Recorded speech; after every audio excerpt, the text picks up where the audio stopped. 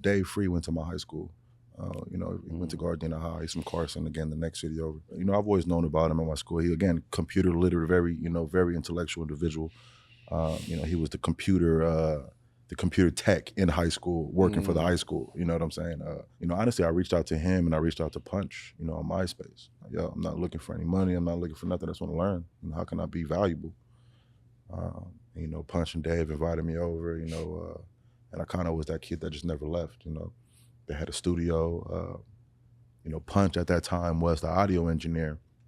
And, obviously he wanted to do more of the manager, the managerial roles, and wanted to be more with, building the talent of the artist. But because there was no one that specifically wanted to be an audio engineer, he was forced with, playing that role, right? And here I come, again, coming off of the ringtones, fully focused on trying to be an audio engineer. I don't want to do that. I don't want to do. You can have that. Let me sit in this chair for days and days and days and days. You can stay up with the artist and all 100%. that. I'm talking, and that's when I got my 10,000 hours. When when J Rock would pull up, I would record him. When he went home, Ab-Soul pulled up and I would record him. When he went to sleep, K-Dot pulled up, I would record him. When he, dipped out, Schoolboy pulled up and I would record him. So it was 24 hours to me, and it was the best time of my life, It kept you just soaking everything up. Trial and error, experience, it's the best teacher. When did you sleep, man? Didn't, you know what I'm saying? I didn't want to.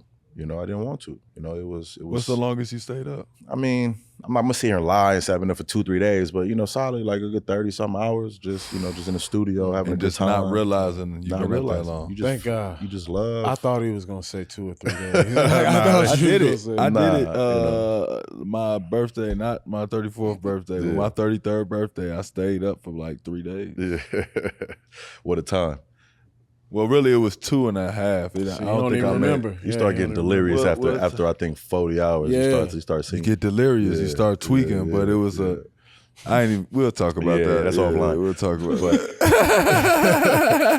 But again, man, when you love something so much, man, and you got this opportunity, they had a professional studio. I'm not in my grandma's house no more, right? I'm like, yo, like, what does this button do? What does this do? You damn near like making it your home. It was. I moved in. I was sleeping on top dog floor. He, it was head to foot. Me, K-Dot. J Rock would be on the floor somewhere, Ab-Soul would be in the corner somewhere freestyling. We put $5 together to get some chicken for the night. It was camp. It was rap camp. Damn. Everyone, you had Soundwave there. Everybody wanted to be the best in their field. And I think that is why the success that everyone had. Was added that much impact to the culture because everyone was running with blinders on. Having a focus on. What they wanted. Imagine a freeway and every lane was filled with an individual that wanted to be the best in their lane, right? You were forced to be reckoned with. That's fire. Damn, that's raw. It was all y'all really just competing. That's what it together. sounded like. But I didn't know they was all together for that long. Yeah, I'm talking about from 2000 and I graduated high school in 2007. Before we graduated, we was there daily, up until like what. I think everything started getting real serious around like Kendrick Lamar's Section 80. Around that time, that's when things started. We traveled the world at that point, and from there, everyone just became great. And obviously, life happens, and everyone starts having their families and doing what they do. But man, it was again, it was sharpening each other's swords. That's raw as hell. That's crazy. Yeah. Yeah, that's crazy. What was it like just seeing somebody come up?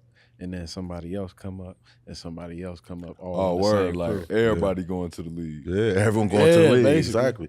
I mean, it was. I mean, that long ago, we knew what it was. Like you couldn't tell any one of us that it wouldn't be what it is today. It was the work. It was the work. You couldn't get around it. And having Top Dog in there, having the person that believed in every one of us. Giving us the safe place to his house. To be able to again sleep on the floor on the couches. We eating up his food when his wife making dinner. We was all the stepchildren that just moved in, and he believed in us enough to not get upset at the fact that we eating up all the spaghetti. You know what I'm saying? It was, it panned out. That's raw as hell. That's cold story. Your grandkids gonna love that. Biggest lessons you learned working with Dr. Dre. Patience. Patience. Watching him work, watching him sculpt a snare for an hour until it was perfect. What does that mean? Scope? Yeah, I was gonna say that. What does that mean, Kobe Bryant? In every song, obviously, you got the kick, the drum, the snare, you got every element of a song. And when you watching Dre work, he works analog. He works on a big mixing console. And on the console, I'm sure you've seen photos, been in studios where they got those big boards and got all those channels. Yeah. And this is why I mix the way that I mix now. Analog is from Dre. He sends out from the computer every individual sound, kick, drum, snare, vocal, background, hi-hat, etc. And, every sound, in order for a mix to be as clean and clear and impactful as it is, every sound needs to, sit in its own respective pocket sonically, right? And if a snare might be clashing with a kick, right, where you hear that pop and the drum is down here, if they're clashing together, you got to be able to sculpt it where you're removing frequencies from that snare so it doesn't sit with the kick.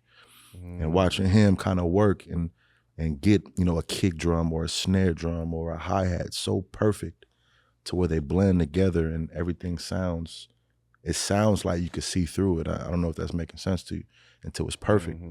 Again, it shows you, just the amount of passion and love that he has for the art.